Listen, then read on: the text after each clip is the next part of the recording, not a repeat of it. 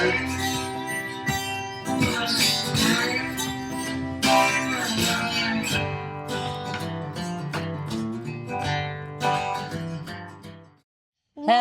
and welcome to the Meet Around the World show. Here from Mendoza, Argentina. Yeah, it's been a while since we said that last, right? A lot's changed. We now own a house and a finca and stop traveling. And a bike, yeah.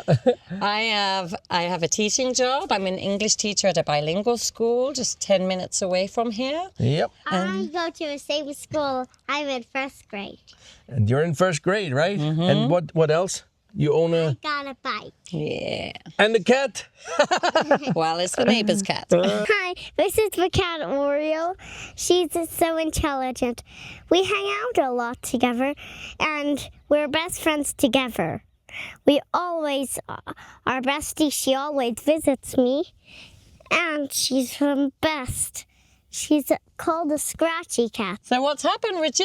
Well, we traveled from the U.S. down the Pan American Highway, down all the way to Ushuaia, Argentina.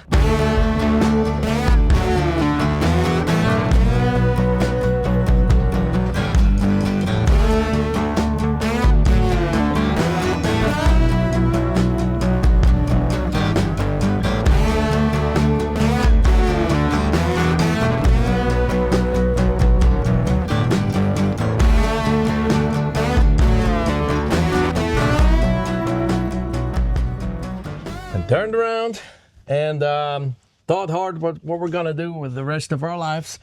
And yeah, so this is the idea we came up with.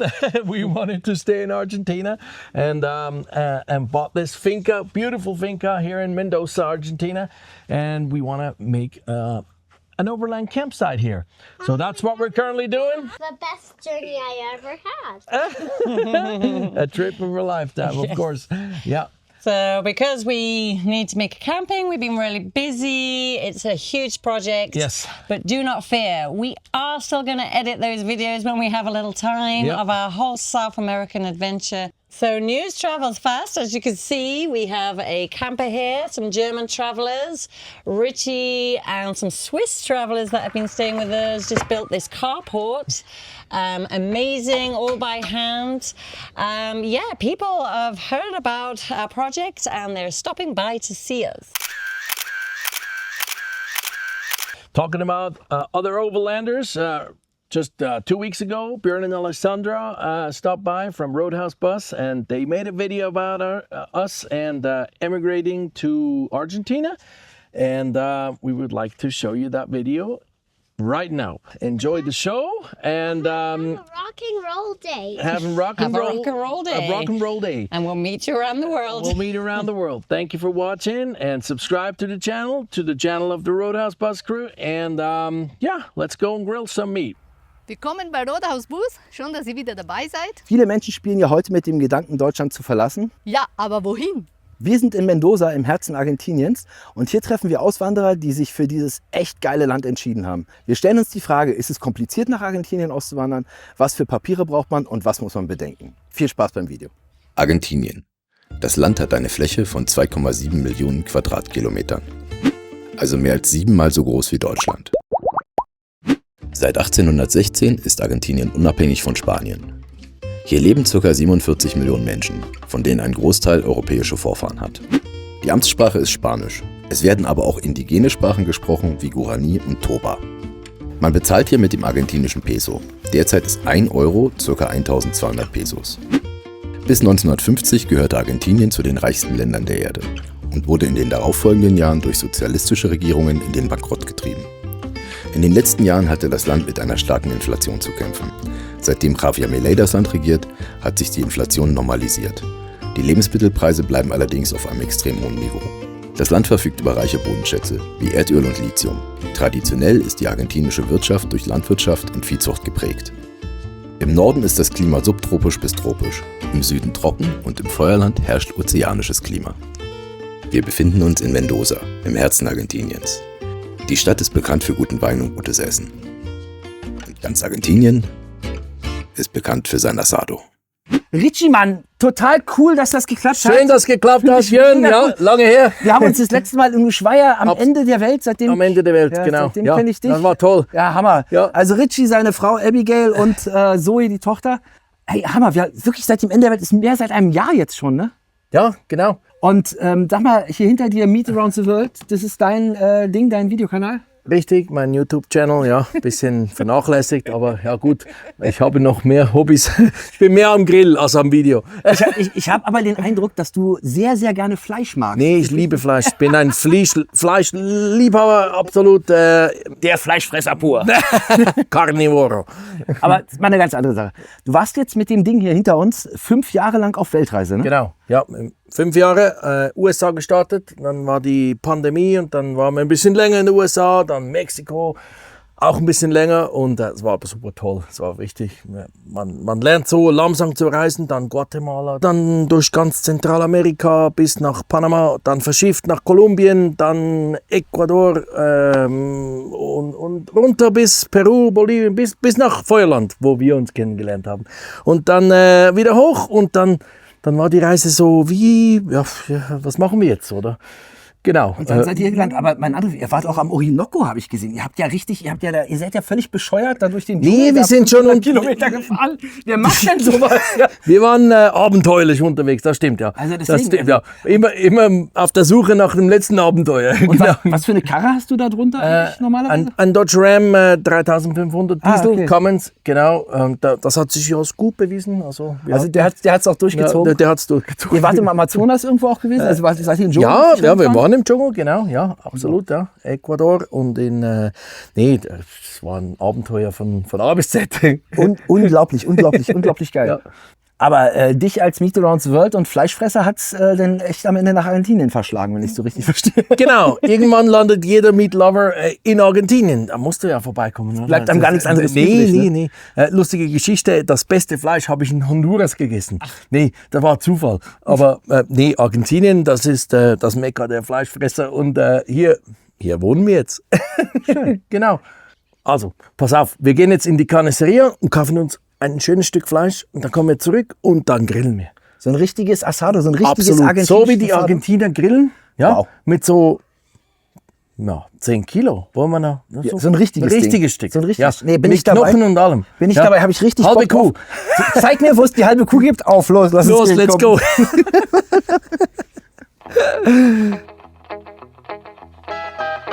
Well, when she wrapped her loving arms around my neck on the dance floor at Chelsea's bar, I should have turned her away, but I was out of sea. I was fire and she was gasoline.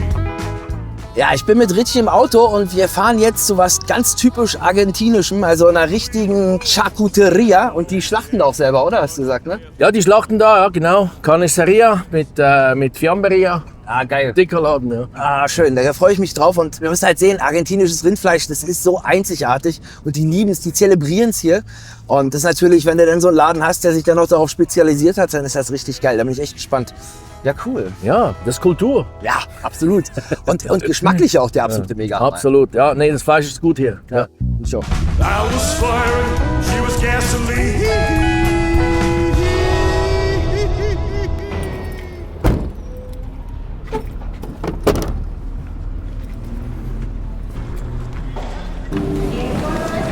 Wow. Nimmerchen.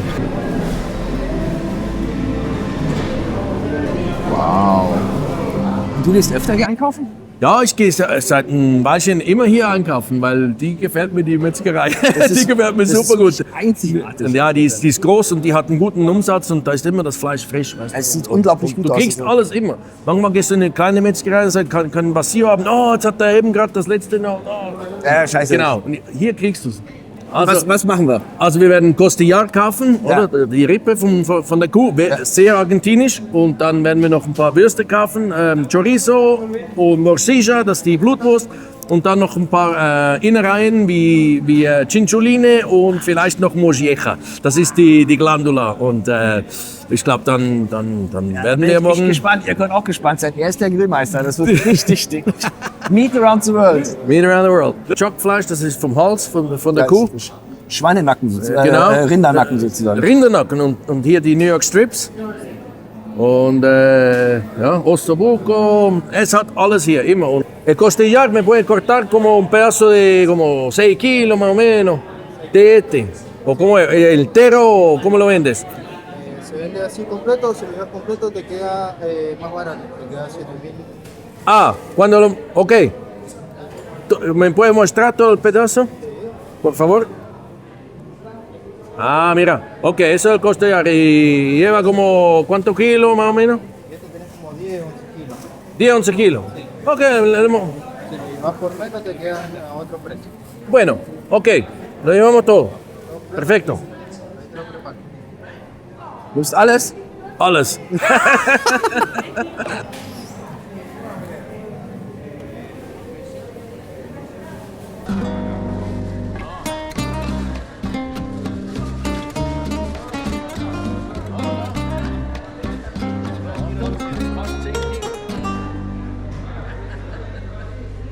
Estos son los aranitas. In English we call this the butcher's cut. And here kriegst du die überall und absolute Delikatesse. Wir nehmen uns 2, 3 mit und dann. Ja, was sind Aranitas genau? Also es kommt von der Innenseite vom Bein. Okay. Und gibt es nur 2 Stück pro Tier. Okay. Und absolute Delikatesse. 4, sì.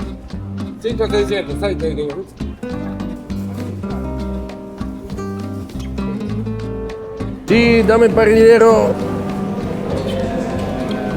Como 4. Sí.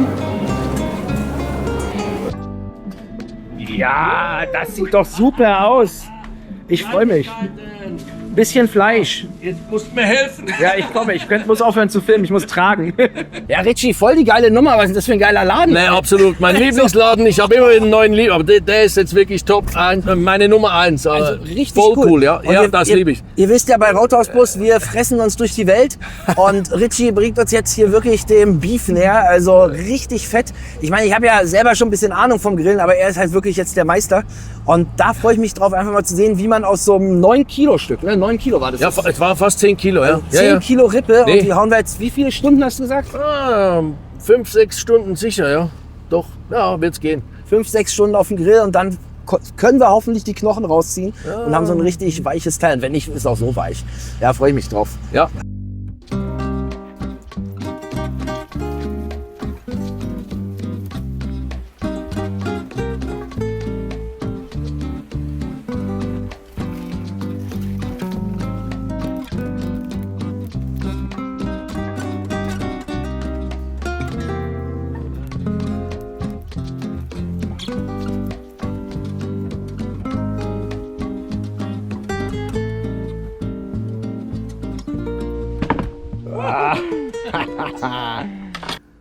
Das sieht ja geil aus.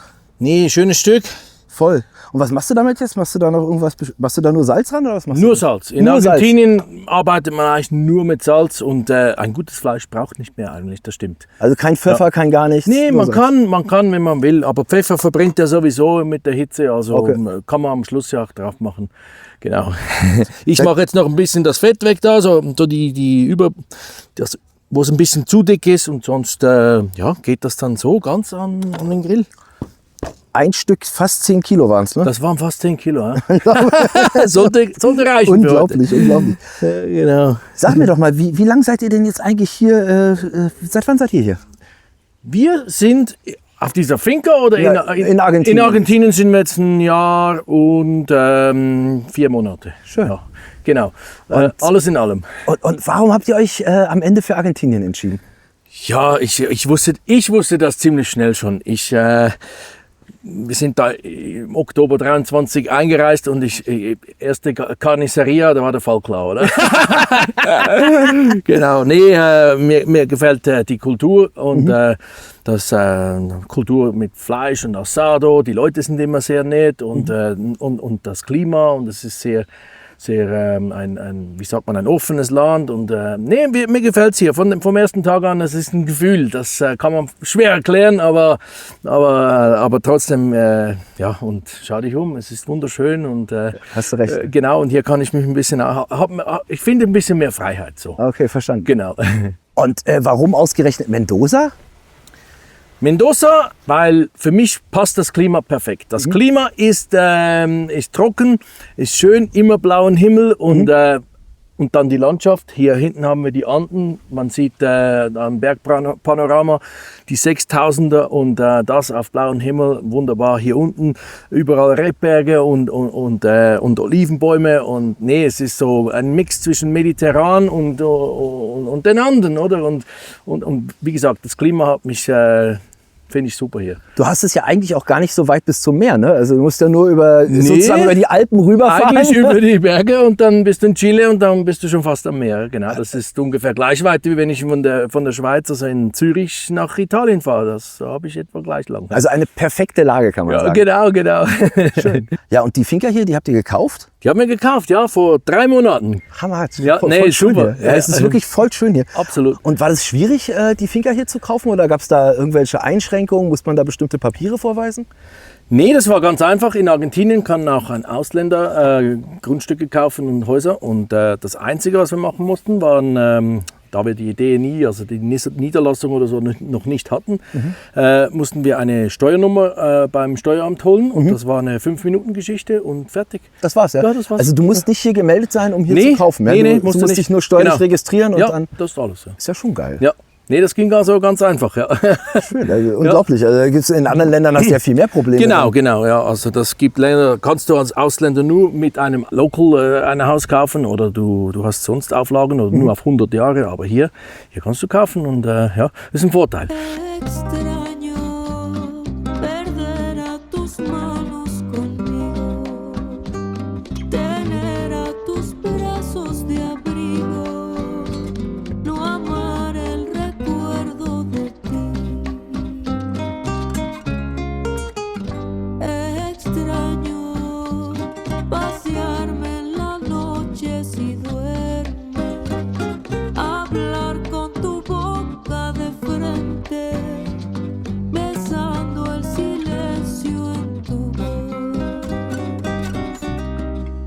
Ja, komm her mit dem Ding.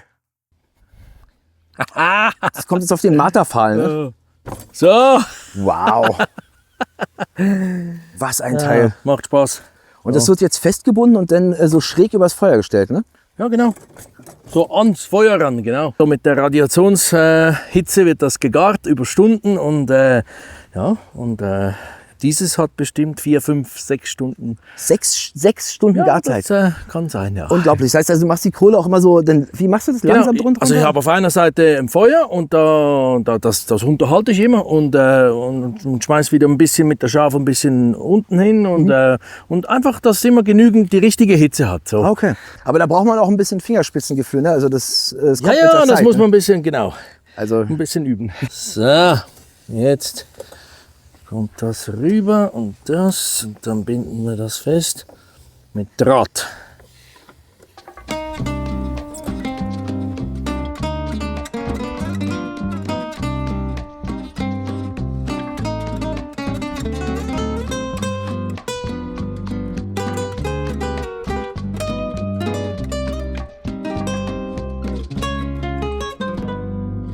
Also du meinst, du bindest mit Draht fest, mit der Befestigungsmethode, die die Argentinier grundsätzlich für alles benutzen? Genau, also mein Freund, der Argentinier, der Ruben, der sagt immer, das halbe Land ist mit Draht zusammengemacht.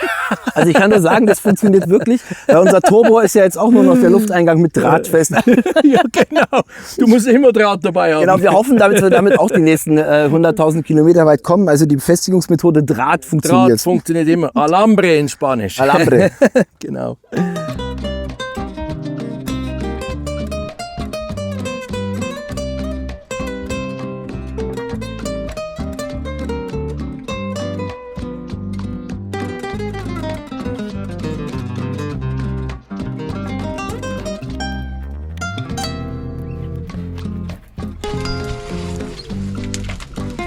So. Reicht das? Das ist die ganze Geschichte, ja. müssen wir mal schauen, dass diese Temperatur hier, so, kann ich das ein bisschen drehen, so. Also die Temperatur hier, die darf jetzt einfach nicht zu heiß sein. Also das sieht echt richtig fett aus. Also Nee, das wird gut, ja. ja, das freut mich wirklich drauf. Dickes Stück. Ich fühle mich wie Obelix bei dir. Also da ist man als Fleischfresser am richtigen Platz. Aber jetzt mal gefragt, was hast du vor, mit dieser Finkerhill zu machen?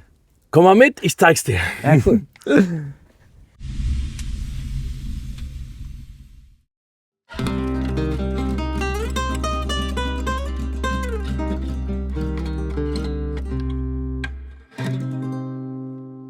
Das war mein Haus, mein Garten und jetzt gehen wir in die Finca und da haben wir nochmals 200 Meter vor uns und hier wird ein Campingplatz entstehen. Und zwar ein Campingplatz für Overlander, so wie wir es sind. Oder Okay, alles klar. Das heißt also Leute, die sozusagen hier durch die Gegend reisen und einen coolen Spot in Mendoza wollen. Genau. Einen guten Ausgangspunkt, um wieder nach Chile zu kommen oder sonst Absolut. was. Hier ein paar Tage ausruhen, ihr Auto stehen lassen, heimfliegen, das ganze Programm, genau. Alles klar. Das heißt also, man kann ja in Argentinien, glaube ich, bis zu 12 Monaten sein Auto lassen. Hier ne? kriegst du einen Tipp für 8 Monate normalerweise. Okay.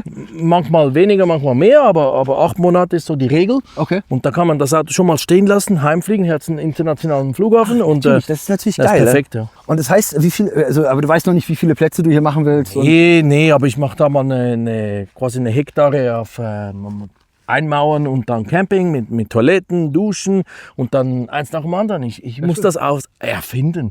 Ja, aber ich bin dran, ich bin wie du siehst, ich bin am Bäume fällen und mache Platz und die Mauer hier habe ich Kostenvoranschläge. Da kommt nächste Woche einer und macht eine Mauer. Also das geht vorwärts. okay, Genau. okay. Und können denn jetzt schon Camper kommen eigentlich? Oder? Bis jetzt kommen Freunde. Okay. Und Deswegen sind wir übrigens ja, auch hier. genau. Wir sind noch nicht auf Overlander und wir freuen uns über jeden, der kommt. Und wir haben immer Leute hier. Es ist fantastisch. Aber wie gesagt, ich muss zuerst den Camping bauen. Und wenn der gebaut ist und dann in 10 Jahren stehen hier große Bäume und alles. Aber Das braucht Zeit, ja? Genau, braucht Zeit. Also ein Camping braucht immer Zeit, weil man hat ja am Anfang eben ein Feld und da muss halt natürlich, bis die ganze Vegetation gewachsen ist, das hat sein... Ja, Genau, das ist einfach ja. Aber mein Ziel ist für die nächste Saison, wenn die Leute von hier Richtung Süden, Richtung Ushuaia fahren, da will ich operativ sein. Ja. Alles klar, alles klar. Genau. Nee, also ein paar Monate geht's los. Ja. Hammer, Logisch. hammergeil. Wir sind dran. Ja, im Moment natürlich, wir hatten schon das Glück, ein paar Overländer, die kamen vorbei, Freunde, die wir in Mexiko kennengelernt haben und anderswo, die kamen vorbei und die haben uns geholfen hier mit Bäume fällen und Gras schneiden, alles. Ich brauche Schreiner für Toilettengebäude, also wer Lust hat, ihr seid willkommen für Kostenlogis. Wir haben immer ein Projektchen hier. Also am Work und Travel, also ihr habt es gehört, Work und Travel, wer Genau. Bock hat, wer Schreiner ist, wer sich mit Holzarbeiten auskennt, es müssen Toilettenhäuser gebaut werden, es müssen Unterstände gebaut werden. Genau. Also wer solche Arbeiten macht und Bock hat auf Work und Travel, bei Richie melden. Wir packen all die Kontaktdaten von Richie und seiner Familie unten in unsere Beschreibung rein. Und wenn ihr Bock habt, meldet euch einfach bei denen oder bei uns oder wie auch immer. Wir stellen den Kontakt her.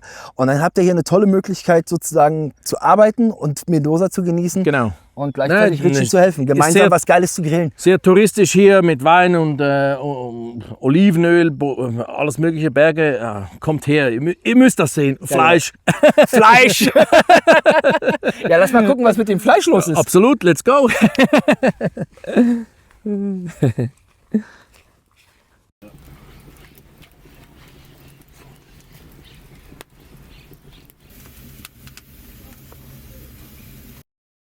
Hey! Hello, beautiful girl. Hallo, wie geht's? Oh, sehr gut, danke. Und Bien, dir? me alegro. ¿Todo Ja, bien? ¿Cómo ha sido tu día con los niños? Ja, so eigentlich. Die Kinder, sie haben noch nicht angefangen, aber ja, so wir machen zuerst Training mit meinen Kollegen. Ich leite Training für das Englisch-Team. So es war eine strenge Woche, aber endlich ist es Freitag, Ja, Valentinstag. genau. Wuhu. Happy Valentine's Day. Tú eres una maestra y ¿cuántas horas trabaja cada día? So ich habe angefangen nur nachmittags. Aber jetzt habe ich, ich arbeite Vollzeit, so 8 Stunden pro Tag. Ja. Okay, so Vollzeit. Ja, lange Tage. Dann kann man also sagen, dass du schon richtig im System angekommen bist, oder? Ja, richtig. Ja, ich bin legal. War es schwer, einen Job hier zu finden? Also oder bist du einfach da reingekommen? Eigentlich nicht so. Ich bin Primarlehrerin und ich klopfte einfach an die Türen 5 zweisprachige Schulen an und eine dieser Schulen bot mir einen Job an. Und musstest du dafür Dokumente vorlegen? Also musstest du dann zeigen, dass du Lehrerin bist mit deiner Ausbildung, mit allem drum und dran? Ja, ich musste so alles übersetzen und mit einer Apostille machen. Und so zum Beispiel meine Heiratsurkunde und Universitätszeugnis. Ja, so. Ja, hin und her an der Büro Immigration. Okay, das heißt also, du musstest all deine Dokumente wirklich übersetzen, apostillieren lassen und nur dann wurden die auch anerkannt. Ja. Okay.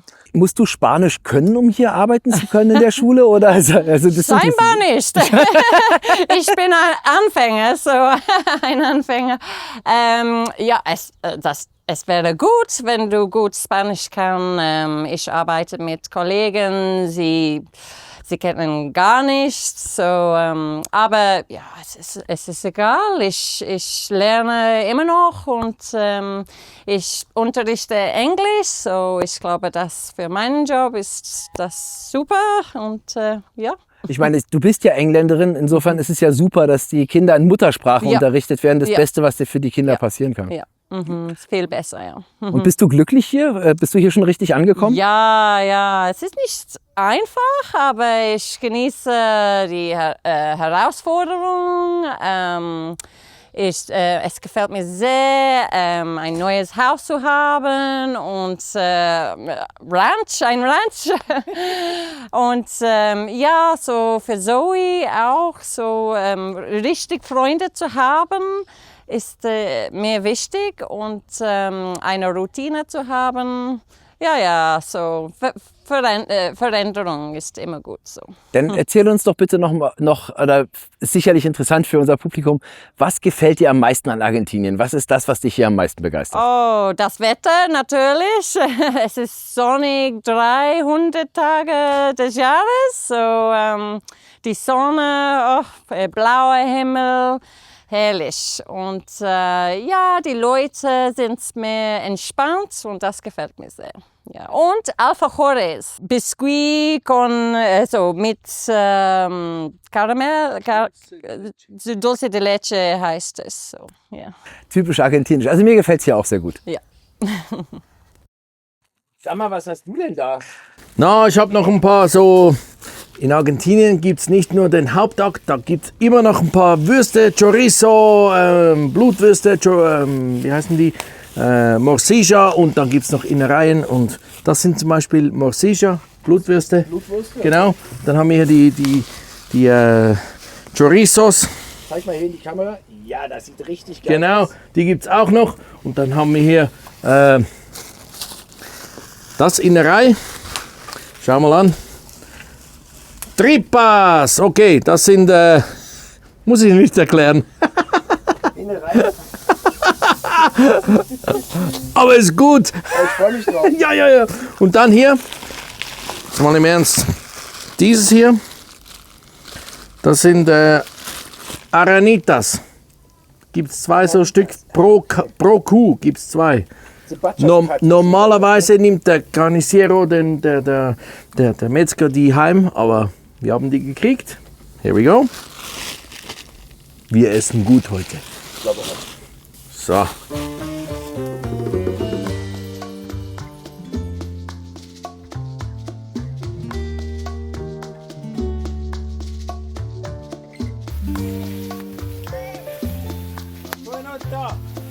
Nicht nur Wein ist berühmt in Mendoza, Argentinien, aber Sekt, Chardonnay gefällt mir sehr. Und jetzt müssen wir feiern.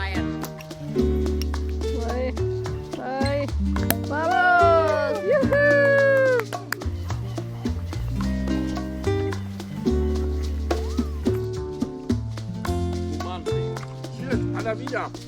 A la vida. Salud. Salud. Salud. Sí.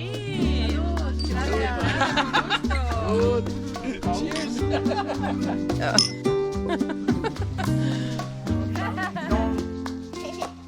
Watch this. And now watch this. We still kiss. Ja, wow.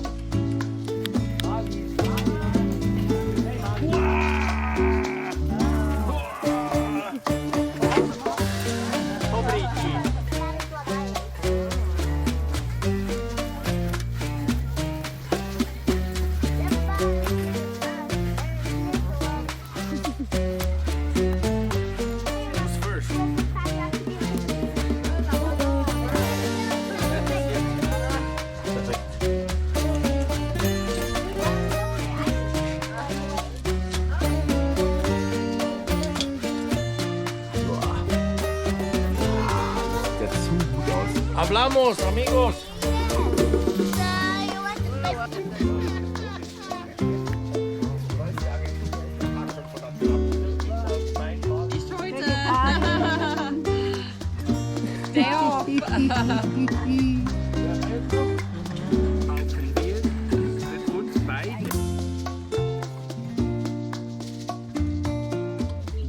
Hammer.